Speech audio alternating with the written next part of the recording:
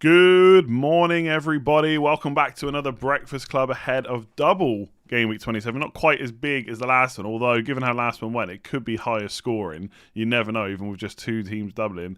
I'm joined by Ted, as always. How are you feeling this morning? Yeah, I'm good. I had a fairly decent double game week, so trying to bounce back in the rank a little bit. Feeling a bit reflective this week, thinking about what I've done wrong and how I can rectify that going forward. So made a few more exciting moves, which is probably the worst thing I could do. So yeah, we'll see how it goes.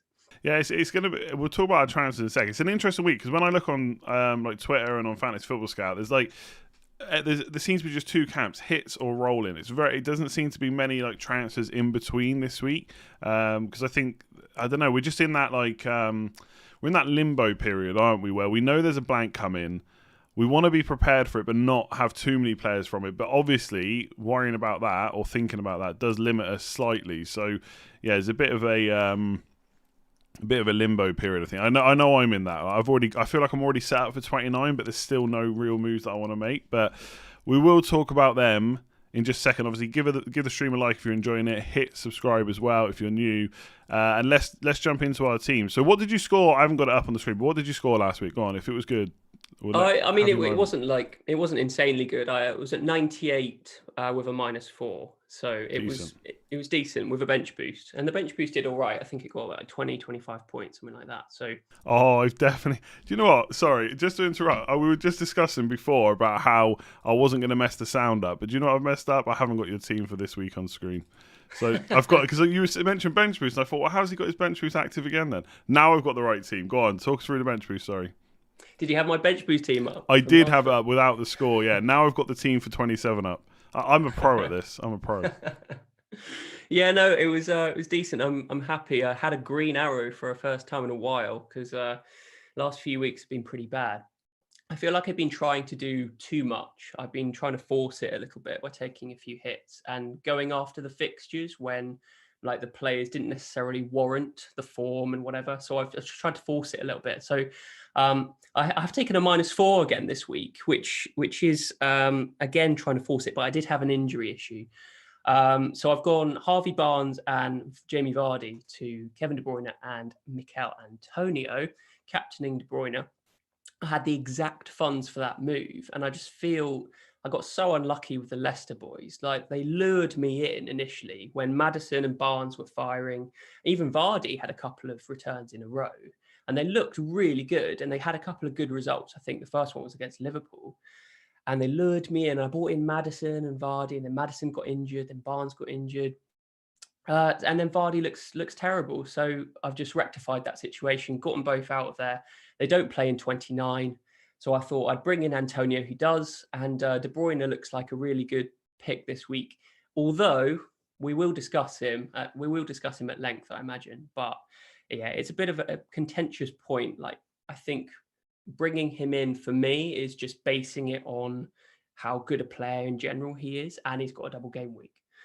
His stats haven't been incredible since his return. Let's just say that.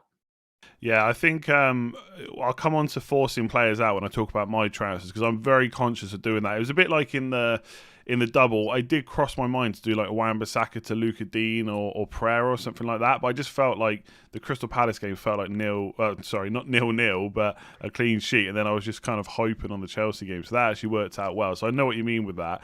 I think Vardy, I agree. Like I know he scored in that Liverpool game, but I think outside of scoring, he just looked really good. He had another chance as well. But I guess when Maddison gets injured and Barnes gets injured, it doesn't really help the team. They don't have. I mean, Leicester is still a really good team without them, but they don't have the same caliber of player to bring in like a Man City. Like when Man City lose two players, who cares? They've got two other really world class players to bring in. It's not quite the same as Leicester. So Yeah, exactly. I love those moves. Antonio, like it's annoying because I thought Antonio was going to be a bit of a differential this week, but because the game week 28. Obviously, it's a bit different for you, but for a lot of people, because Game Week 28 double hasn't been announced, and the longer it goes on, the less likely it is. I think a lot of people are looking at doing Calvert-Lewin to Antonio now. So he was only 12.9% owned last week in the top 10k, Antonio. So he's not going to go up to like 50, 60, 70%. So he's still going to be a differential against Leeds. So I love that move. With De Bruyne, right, let's talk about him because He's someone I would love to have in my team this week. How confident are you of 2 starts? Not. I'm not. I can't. I don't have anything to base that on because it's Pep at the end of the day. My overriding feeling is that for some reason, De Bruyne has this innate ability to play 90 minutes every single game, and Pep keeps going on about how important he is to the team. For some reason, I thought he would be nursed back in with limited minutes, and to an extent he was after his injury. I think he played 60 minutes in one game, and then from then on he played like 90 minutes in all of them. And I just don't see Pep dropping him personally, or resting him. I wouldn't drop him, but he just he's a machine for some reason. He can play 90 minutes here and there. So I thought, how important he is to the team. Like, maybe he does play both.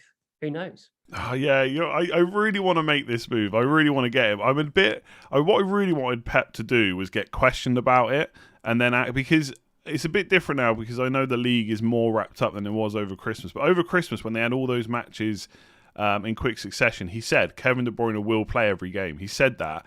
And if you go back and look at the Premier League fixtures this season so far, the only time when he's not started is literally just the game after he's come back from an injury, and then after that he starts every game. So he got injured at the start of the season. He came back for like 15 or 20 minutes in the next game when he was back available, and then he played every game, right? And then he got injured recently. I think it was a hamstring injury. I can't remember what the first game back was. Was it Everton maybe? And he played like 15 minutes. And then since then, he started every single game. He did come off around 60 minutes against Arsenal. But yeah, 290 minutes. And I agree, like he always plays. The only difference is now the Premier League is more wrapped up. And perhaps back then in the group stages, because he's hardly played in the Champions League at all this year. It's like played 2 games or something like that. Crazy. So like their next 5 games are... let me see, where have I got it? So United, obviously, then Southampton, Fulham. So they play 3 Premier League games, then they play Champions League, then they play the FA Cup quarterfinals. So 5 games. Where does he get his rest? How, like Pep, obviously going to come out PR wise and say that the league's not wrapped up, even though everybody knows they're going to win it. But how much does he really believe that? He's definitely playing against Man United. I think that's a dead cert. So it's just, do we expect him to play the other 4 games? I would say no. But I'm not convinced it's the Premier League games he misses. I'm just not. To be honest, I think we're overthinking it to a certain extent. Oh, I know. Maybe he just plays all of them. There's no reason why he can't do that. I mean, he's been playing midweek at the weekend for the last few games. So there's no reason why he can't do that in the Champions League and the FA Cup, whatever. So yeah, I just feel like he's one of the most nailed players in that City team. Why not bring him in? Like, I was being lured in by Phil Foden last week, and I'm glad I didn't do it because he didn't even start either game. And the problem is when a key player comes back for Man City and just takes up that spot, and it's a permanent spot. All of these superfluous players, not superfluous, it's a bit harsh, but the players that get rotated more often, Foden, Mahrez, maybe Sterling, there's one less spot for them to have, and it just makes options like Foden less exciting. Although I think he will start this game against Man United because he typically does well in the bigger games, and he hasn't played for a while. So, yeah, but long term, you're always going to have that worry, aren't you? And I think when you make a move like this, and Man City have got some good fixtures coming up as well. I think after the next game's Fulham, which, okay, you could say they defended well, but this is Man City we're talking about, right? They, best team in the league, attacking and defensive wise. So I don't think we're going to worry about who they're necessarily playing. I'm super tempted. I think because people are put off, it kind of makes me more like wanting to do it because he is going to be a differential this week. Everyone's going to captain Gundogan for the most part. There'll be a few Kane captainers, possibly a little bit of Antonio. I'm sure Diaz will get a few captains as well. But the majority, Gundogan will be the player that's over 100% this week, I would say. And so I just want to go for De Bruyne. He just always plays. And the thing is, we talk about him as if players can't play every game. Like Bruno Fernandes plays pretty much every game. Kevin De Bruyne is a machine. Like he's one of those players that looks knackered at the end of games, but for some reason he just keeps on going and going. So I like that move. I like it. Go on. Sorry. Yeah, I just think that there may be some players that regenerate quicker, and Pep does go on about how Cancelo has that ability, and I'm sure it has applicability to other players too. Maybe he's just one of those players. You're right; he absolutely looks knackered at the end of each game, but maybe I think Kane's similar. Yeah, yeah, He exactly. always looks tired towards games. I feel like then he just plays 90 minutes again and he looks fine, like apart from when he comes back too quick from injury. But yeah, it's interesting. Well, I guess just really quickly, you mentioned the stats haven't been great. I think like his underlying numbers for the season are really good. Like he, in terms of expected goal involvement per 90, he's like right up there. A lot of that is coming from assists rather than goal threat, but he's also underperformed his XG by quite a long way. Like it's like 5. It's like he scored 3 goals from 8 XG or something like that. So he's due a good performance. He should have scored against Wolves. It's such a good save from Patricio with his left foot. Yeah, but that has been the story of the I season know. with De Bruyne, hasn't it? He's hit every shot at the keeper. He's missed a few penalties. His goal tally just hasn't been very good, and he's had to make up for it with the assist stuff, which I think is still being echoed in the last few performances. So yeah, we don't know whether he's going to be back on penalties, and if he is, that's an extra bonus for people who bring him in. So yeah, I think he's a good pick this week. As you say, he's going to be a bit of a differential, but yeah, I mean, 3 fixtures versus everyone else's 2 in the next 2 game weeks. Pretty tempting, I'd say. Exactly. You're talking me into it. I'll come on to mine in just a sec. One question I want to ask you, because I know a lot of people are considering it, is you've benched Calvert-Lewin and played Fernandes. Have you got any thoughts about switching that, or is that locked in?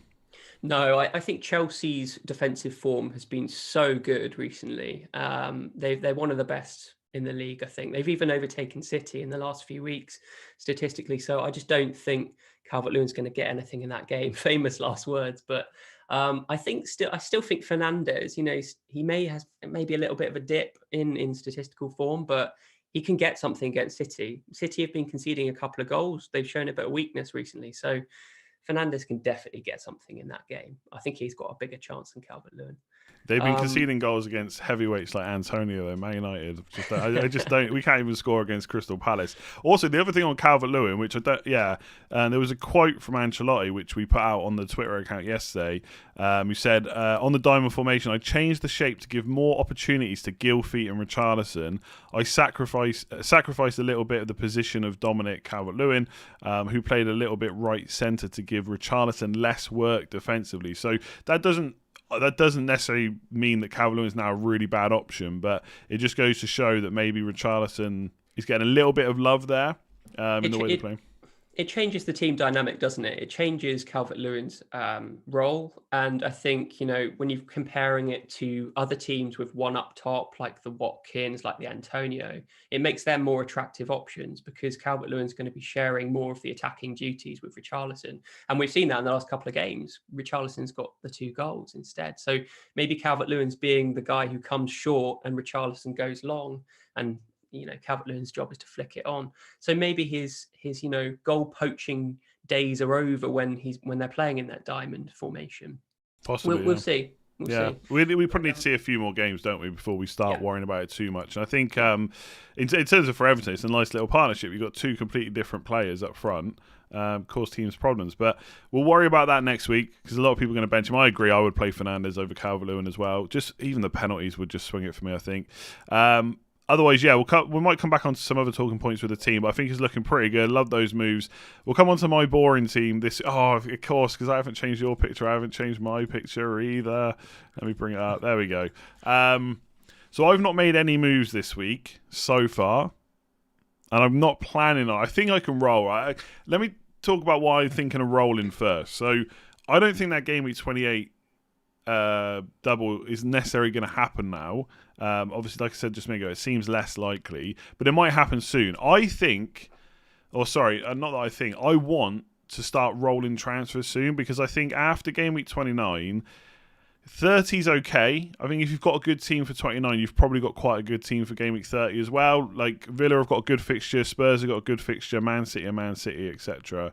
But after that, there is a few fixture swings.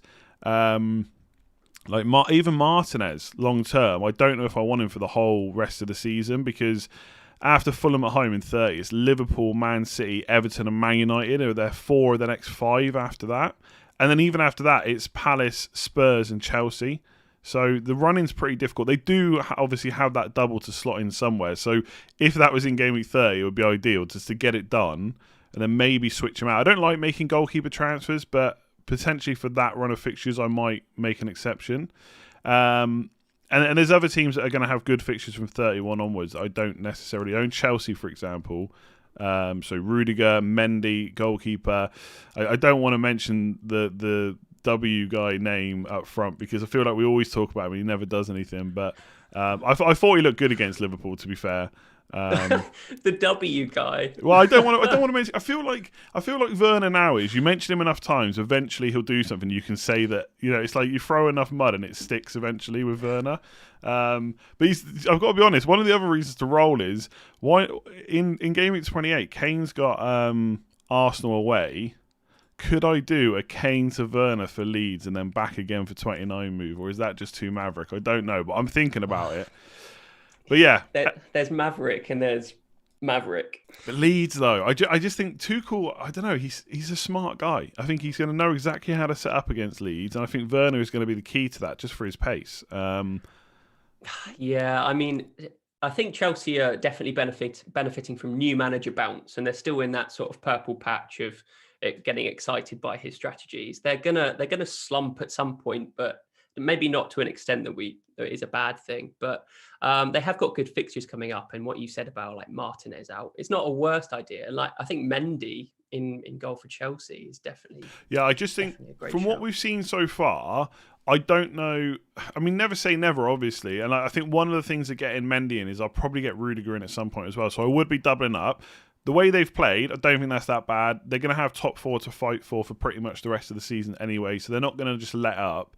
The one thing about double defense is always you lock yourself out of double attack. But I just think the way things are going so far, who would I even trust from Chelsea to keep starting? Like Mason Mount keeps getting touted potentially, but would I want Mount and Werner? I'm not so sure, but you never know. But that's something I'm considering. But coming back to the team for this week, right? So I've not made any transfers. I think Antonio, Kane, Bamford, even Salah, I'm kind of fine with this week, and Son as well. I think my team actually looks quite good.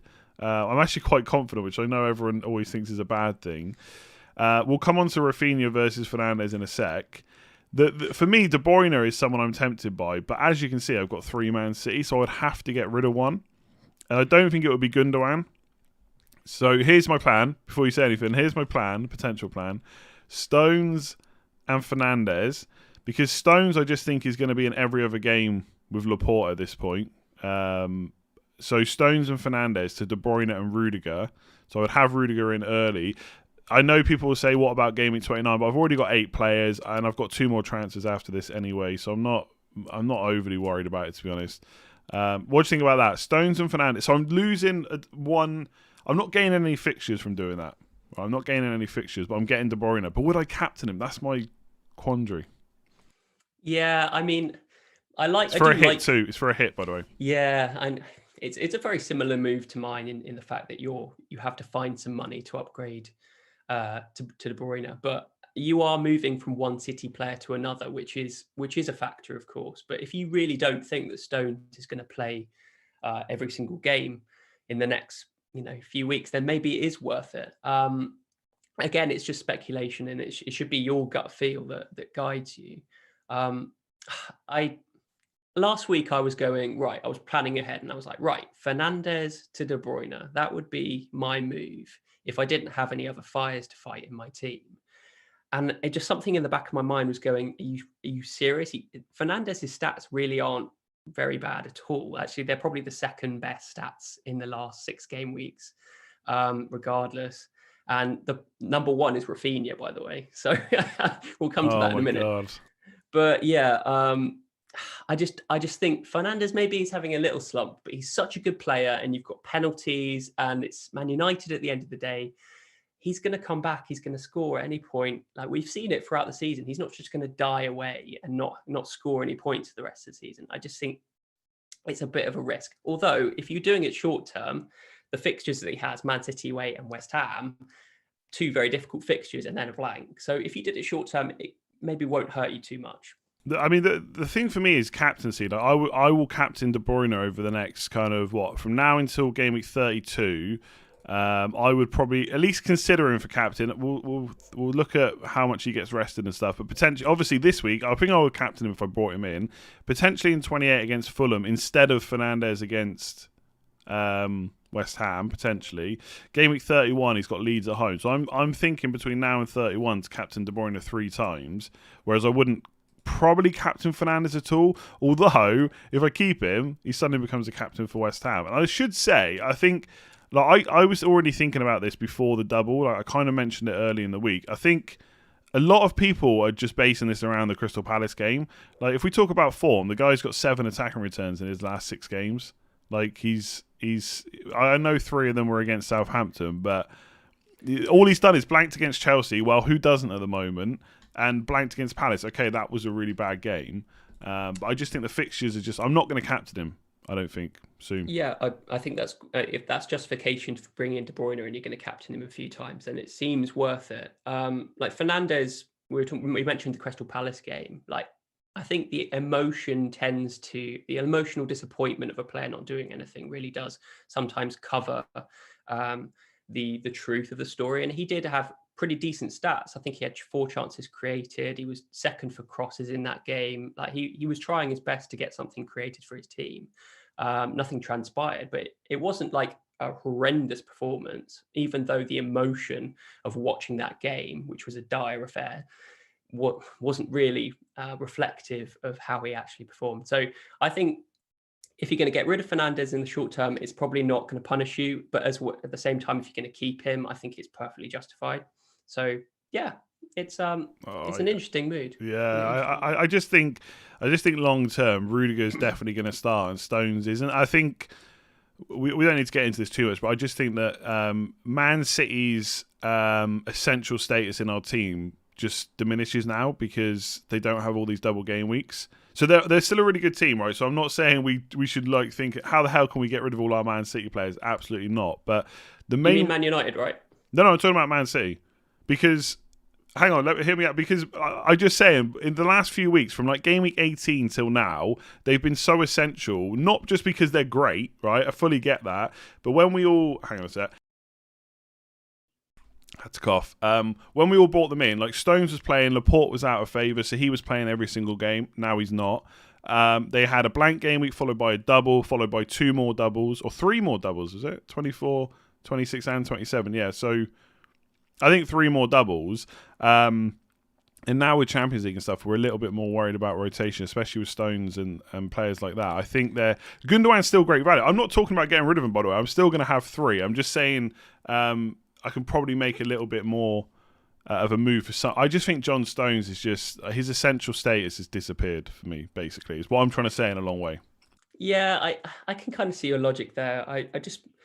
Personally, if Man City, like throughout this whole time, had single game weeks, I think I still would have had 2 or 3 of them because, like, you've got to have the form teams, don't you? You've got to have players from the form teams. I'd rather have the City players over the Liverpool players who really haven't got enough confidence at the moment. Really worried about Salah and how he's doing. He got chucked off at 60 minutes and it was very frustrating. And Liverpool just an unprecedented run of form. Bad. So I'm keeping him. I've got faith. It's Mo Salah. There's a reason he's the GOAT of the last kind of 3 seasons. He's not just suddenly a bad player. So I've got faith. I've got faith more than I think a lot of people. But let's just quickly talk about my my benching choice. I have no balls choice basically. I fully think without a penalty, Fernandes is blanking in this game. I just think Man City are too good right now. The only good thing is it's going to be a team that we can try and counter against, which might be okay. But you think I should play Raphinha ahead of Fernandes? Bearing in mind West Ham defense is good too. I mean, like, you don't have to bench Fernandes. You could bench Bamford instead of Raphinha. I think Raphinha is a better option than Bamford. Like if we talk about stats, Bamford has 18 small attempts and 3 big attempts. Raphinha has 30 small attempts and 7 big attempts. Like he's just better in all categories, and the attempts mean like shots and chances created. So like a combined force, Raphinha is just dominating the entire league. Is that over the last 6 games or something? Last 6 matches, yeah. Damn. Okay, I'm just looking now.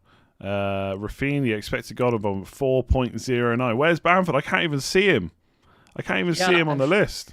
It's just it's crazy. I was doing all my stats this week and it just came up on that chart and I was like, oh, who's this top right guy? Raphinha? How on earth can Raphinha be beating everyone in the entire league for numbers? I just couldn't believe it.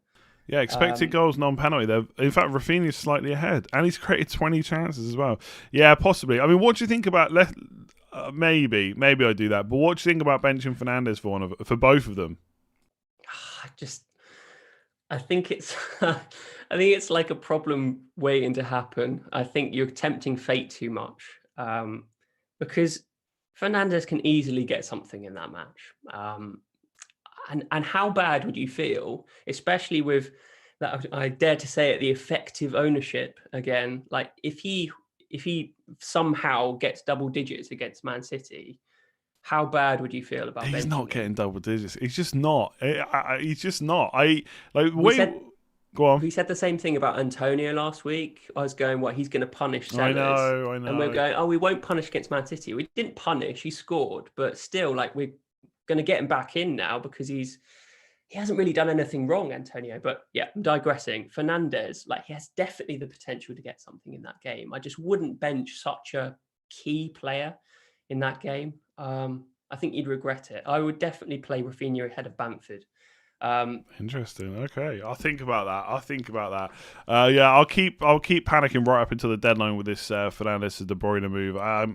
I'm seriously tempted. I don't know if getting Rudiger in this early is necessarily. They've got Everton, then Leeds, and then a blank, so it's not like he's essential. It would be like a forward planning move. I would play him this week though. I think there's a reason why everyone's benching Rudiger. I feel like it's just a 4-point gamble that De Bruyne does better than Fernandes. If I think that Stones is only going to play one game anyway, it's a 4-point gamble that. But then, this is just me thinking out loud. In the back of my mind, if Stones does miss the Southampton game, then he'll almost certainly get the Fulham game. So he gets Man United and Fulham in the next 2 game weeks. It's probably okay. It's probably 2 clean sheets, you know. Can you not get rid of Salah for De Bruyne instead? I have to get rid of a Man City player because I've got 3. So you could do Salah and Stones too. Oh yeah, sorry, I could. But I don't. The thing is, Salah's fixtures is just better. I wouldn't. I know Wolves away is not ideal when Fernandes got West Ham at home, and West Ham is the game where Fernandes came on at half time in the reverse fixture and created like 8 chances in the second half or something. But I just, the thing is, Liverpool's fixture run is just too good for me to not go without Salah. Are we putting too much emphasis on their fixture run rather than their form? But if you look at the stats, I think Salah's been fine. Like if we're talking recent stats, Salah's ahead of Fernandes. His expected goal involvement's 3.81 last 6. Bruno Fernandes 3.75, and one of them's got really good fixtures, and one of them's got slightly worse. Yeah, it's more like Salah's been missing a lot of big chances, hasn't he? The amount of shots he's having is diminishing, but he's still getting the same amount of big chances, but he's just missing loads of them, which is really. I wonder, like, if we'd be even having this conversation if he'd slotted away those big chances. We wouldn't, because we just assume that he was, the same Salah of old, really performing. And with those fixtures, you just wouldn't even consider getting rid of him in a million years. So I do get that. I'm just really worried about that Liverpool team in general and how it's going to affect the front line. I got to be honest, this stage of the season is a bit more difficult for me than the start, because at the start, I really didn't look at kind of short-term or small sample sizes for stats. I was kind of basing it on what's their long-term, like how good were they last year versus how good have they been this year, plus the fixtures. But now, obviously, there is more to take into account. Like Liverpool haven't looked as good, and also Salah's individual numbers, like his XG per 90 or something like that, is down on last year. Like he's quite heavily down as well. I think his non-penalty, because obviously he does have penalties like Fernandes, is down from like 0.54 to 0.38. So that is quite a drop for him. But I just think players like that don't just become bad. Like he hasn't gone from, what was he, between game week 4 and 14, he scored a ridiculous amount of goals. Like we were calling him the GOAT, he was essential. And I know he has blanked, like I fully get that. He hasn't been a good hold. The time to drop him was like 10 game weeks ago, really. But obviously none of us foresaw that. So now I'm looking at the fixtures thinking I have to keep him. I can't go into Villa, Leeds, Newcastle without Mo Salah. It's just not going to happen. He's going to be my captain against Leeds for sure. Like in game week 32, Liverpool play Leeds, Man City against Villa, Man United versus Burnley. Like, who's the captain? Okay, here's a question for you. If you had to pick 4 premium players, just regardless of your team or team funds, who would you pick? Oh, I would have the 4 I've got, but I would take out Fernandes for De Bruyne. I would go Kane, Okay. Son, because I think the fixtures are just too, like, we can talk about concentrating on blanks and stuff and getting blindsided, but Crystal Palace at home, then a fixture in the blank, and then Newcastle is just too good to turn down. So I'd have Kane, Son, De Bruyne, Salah, I think. Yeah. I mean, who's the other option? Fernandes. I wouldn't know. Not if I could. Obviously, picking a wildcard team every week is different, obviously, to managing your team, because there are other factors to consider. Like, if I could wildcard right now, then of course, yeah, I would put De Bruyne in and take that risk that he plays twice. Because if he doesn't, he's just got the same fixture as Fernandes anyway, right? Or he's in the same fixture. But yeah, I think I would. I think I would stick with Salah. I know people are getting cold feet on him, but the thing is, the question that comes up when players like Salah aren't doing well is, well, you can use the money better elsewhere, which is fine, but I don't need the money. And it's not that I'm not necessarily worried about selling a high-priced player to a low-priced one and having loads in the bank. Just who would I sell him for? Let's forget De Bruyne. Like, who would I sell Salah for right now in this team? What, forgetting De Bruyne? It's quite difficult. Forget De Bruyne. Like, who does Salah need to go for? I mean, who are people looking at bringing in this week? Jesse Lingard, like Saka. Arsenal players. I see why people want them because they play 3 game weeks in a row, but their next 4 fixtures include 2 Europa League games, and we've already seen rotations. So I'm ignoring them. And Chelsea, potentially, yeah, Chelsea next week have got Leeds, and this week they've got Everton, and they've got a good fixture run. But Mason Mount, I was definitely slow on getting the Mason Mount hype as a player, but as an FPL player, I'm still not fully sold. I know the fixtures are good, maybe he'll be fine, but that's the thing. If someone in the chat, Aubameyang, like, but would you trust him to start the next 3? Aubameyang? He's not started. Well, he started 2 out of the last 4, hasn't he? So I'm just not going to bring in a player for that amount of money. Gareth Bale, by the way, in the chat. That's not a bad shout. Not a bad shout. But again, I don't know how much Gareth Bale's probably the best shout, actually, because, again, like, obviously the other Spurs, where he's got great fixtures, I think he's looked really good as well. Yeah. But he keeps coming off early because he just doesn't have the fitness to do 90 minutes every week like Kane and Son. But he's doing the damage within those 60, 70 minutes, I know. But is he going to start? I actually think he's probably going to miss the Europa League games. Yeah, I agree. I think he's going to start more often than not nowadays. I think Mourinho's built up his fitness. He's starting increasing the amount of minutes he's been playing. I wouldn't be surprised if he gets his first 90 minutes against Palace. And for 9, how much is he? 9 odd million or something? Like, if you get 70 minutes out of him, is it the end of the world? He's like a world-class player and he's starting to get a bit of form. It's a really good shout from the chat. Completely forgot about Bale because he doesn't appear on any of the stats because he's just coming back. And he's clocking up that stats in the last 6. So that's going to increase for sure. It's a good point about who you're going to replace Salah with. There are a lot of different options, but all of them are like budget options, and you need to get them in for 29. As you say, Lingard, you've got Pedro Neto. All of these teams have really difficult fixtures. Lookman, Gross. I mean, it's not exactly setting the world alight with excitement for bringing in. Yeah, in the chat, I'm getting a bit of stick in the chat because I'm saying I want De Bruyne, but I won't take out Salah, and that it's a nostalgia. People are calling Salah a nostalgia pick, pick like Mo Salah, who let's just have a look at it. I fully get that Fernandes has been great this year. I do get that. Salah's on 169 points, right? So he's probably gonna hit 250 again, I reckon, by the end of the season. How many more does he need for that? What's that? 70 points over 12 games. In my maths, what's that? Just 5.5 a game or something like that. Maybe a little bit higher. He can do that. This guy scored 17 goals already this season. It's the assists actually he doesn't have. He's only 2 goals behind his goals from last year, I notice. So yeah, for me, it's just a fixtures thing. I'm not saying that Salah is a better option in isolation than Fernandes. Just for the people in the chat, it's just it's just a fixtures thing. That's all.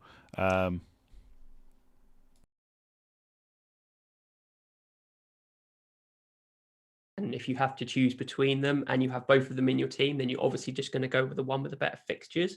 But I think if we're talking about long term, I think I would probably choose Fernandes. And that's that's the difference between our teams. I would choose the same 4 premium players apart from Fernandes. You would choose Salah. I would choose Fernandes. So if you're a wildcard, and right, by the way, I don't know if we just dropped completely, but it just said I was offline on YouTube, which is weird. I don't know if my internet dropped. Are we still live? I think we are. That's really strange. I've never seen that before. It just said you're offline in YouTube. Strange. What was I going to say? So if you were wildcarding right now, you'd keep Fernandes and not Salah. I mean, that it is tough. I think if I was thinking short term, I would probably agree with you and go Salah. But you could equally go Mane. I mean, they've got similar stats, but that's not the point. I think short term. But how short is short term? Like, okay, here's Salah's fixtures up until 33: Fulham, Wolves, blank, Arsenal, Villa, Leeds, Newcastle. Right, and then Fernandes is Man City away, West Ham at home, who, by the way, are a really good defence, as we'll come on to in a sec, I'm sure. Then a blank, Brighton at home, good defence, Spurs away. Yeah, I don't know, that could be all right. But again, they can defend when they want. But I would say, actually, Spurs is probably the easiest game out of all those in terms of defence. Burnley at home could be okay. And then it's Leeds away in 33. But I'm going to free hit in that week anyway, so I'm going to get him back. And then it's Liverpool at home. There's no easier. So I think Salah's fixtures are just better. That's all it is. I'm not. If we remove like the fixtures, we remove the form. The biggest worry for me is that team confidence, and I'd rather have a player from Man United who aren't really suffering. Who just couldn't score against Crystal Palace. If we take out the fixtures, we can look at the last 6 stats, and we can see the Salah is ahead of Fernandes. Okay, but he didn't score against Sheffield United, bottom of the table. So. I know. Did you watch that game? That save from Ramsdale was ridiculous. Like, I don't know. People in the chat, Andy hates Fernandes. I don't hate him. Like, I think all season I've tried to just get the big hitters with the fixtures at the time, and that's it. So, by the way, I will probably go into this week with Fernandes and Salah. I probably won't get De Bruyne, so that'll be the one I go about. Anyway, let's get off my team. Let's go on to your graphics. So, go on, tell us all about this. Oh, I've got to get out first. Where did I put it? Here we are. Okay. Yeah, so top right is teams with the best attacking stats, and they're against opponents with the worst defensive stats. So we've got Man City versus Southampton as probably the prime fixture with lots of goals there. And so top right is the good place to be for lots of goals. And bottom left is the place where I would expect the teams not to score many. So we've got Everton versus Chelsea, which is probably part of the why I'm benching Calvert-Lewin, and Leicester's attacking stats really don't bode well against Brighton. Part of the reason why I've transferred out Leicester. Palace have been rubbish offensively, and Southampton are unlikely to get anything against Man City. I think there are 2 notable things on this graph which I found really, really interesting. Is that Fulham are expected to score way more goals than Liverpool against Fulham, which is if you just judge that on a perceived fixture difficulty basis, you would have just assumed that Liverpool would run riot against Fulham. But the stats obviously suggest this. I don't know whether that's actually going to transpire. Yeah, I know why it's saying that, because I was surprised as well. I looked over the last 6, I think, and Liverpool have conceded. The expected goals conceded is ridiculously high. They're one of the worst teams in the league. One of the worst, and I don't think I would ever say that. I know they've had issues, but I think they're 3rd worst over the last 6. Here's one quick thing before you carry on. They've conceded expected goals 10.12. I don't know how many they've obviously played. They played Man City, didn't they? Yeah, they played Man City in that 6, and they've played Chelsea as well. Southampton are 10.2, so they're 0.08 worse. They played that 9-men game against Man United, included in that. So Liverpool have been awful defensively. Awful. I completely agree. And it's mainly the big chances that they're conceding. It's astonishing. They're 2nd worst in the entire league for number of big chances conceded. 17 in the last 6. Only Sheffield United have more. Southampton have 16, just to put that in perspective. So Liverpool are a possession team, so they tend to not concede loads of shots. So the small chances are a bit diminished, but we really need to worry about the big chances they're conceding. And it's crazy. I wonder whether it's about the defensive personnel. Kabak really hasn't come in and set his presence, and he maybe hasn't really done himself any benefits. We're really missing Van Dijk and then the solid back four that we're used to. So it is very worrying for Liverpool, and maybe Fulham do score there, but I think it's Fabinho being back now, if he can stay fit, I think that's a big was a big miss. And we should say, like, you played Man City, Leicester, and Leicester were really good in that game as well. I mean, Man City beat you 4-1, Leicester beat you 3-1, and then Chelsea only 1-0. So there has been some difficult games. I'm not going to try and make a case for them because that is still really bad. Like, we wouldn't expect them to be that bad against those teams last year or the year before. Like, we just wouldn't. So they are a poorer team in defence, and I don't think that helps with the attack either. The more defending you have to do, the less attacking Salah's doing. So maybe I should sell him. 100%. Like, I think the midfield personalities as well. If we don't have the regular defensive personalities, like Henderson is a big miss. I think he's an underrated miss. And if you've got two inexperienced centre backs, if Fabinho does play, as you say, then that maybe is a silver lining. But if there's talk about playing Nat Phillips and Kabak, I don't know whether one of them's injured. I think he might have said Kabak might have a small issue, but it certainly doesn't help the confidence of the team if you're really struggling. And Alisson's not had the best time. I know he's away for personal reasons. Is he back yet, or is Adrian expected to? I think Alisson's back. I think he played in the last game. I mean, he played against Chelsea, didn't he? Yeah. You know what? I didn't watch that game on purpose. Only 1-0. Wasn't that Chelsea were definitely the better side? Yeah, it wasn't pretty. Although I got to be honest, right? Salah got brought off.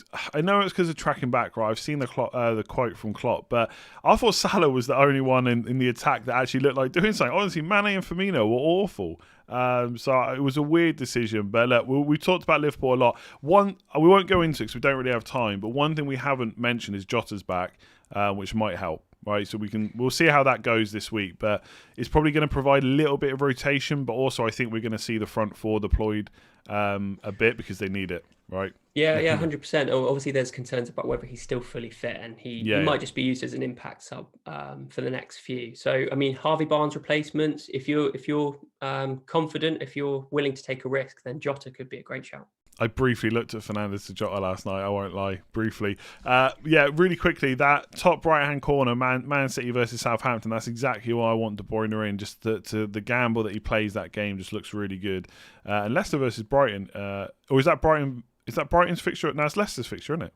Yeah, I mean, Brighton are expected to score more than Leicester in that fixture. Although I have to caveat that hugely. Like, Brighton, they've got great attacking stats in terms of their total XG, but they mainly create small chances, and they've been really lacking on the big chances. So lacking on that clear-cut opportunity. I probably expect that to be a low-scoring game, to be honest. Yeah, I think especially with Barnes and Maddison missing. And then I see Spurs quite near the top. I'm looking forward to that one. All right, is there anything else you wanted to mention or talk about before we shoot off? No. Just best of luck with your decisions, whether you're going to bring KDB or not. Yeah, it's one of these annoying ones because I like being calm going into the deadline, but I'm seriously tempted. But we'll see how it goes. Thank you for watching. It's been a good discussion around Salah and Fernandes and De Bruyne and co. So hopefully you've enjoyed it. If you have, please do give it a like, hit subscribe if you're new around here, and obviously we'll be back next week with loads more content. Ted, thank you for joining me. Nice one. All the best, mate.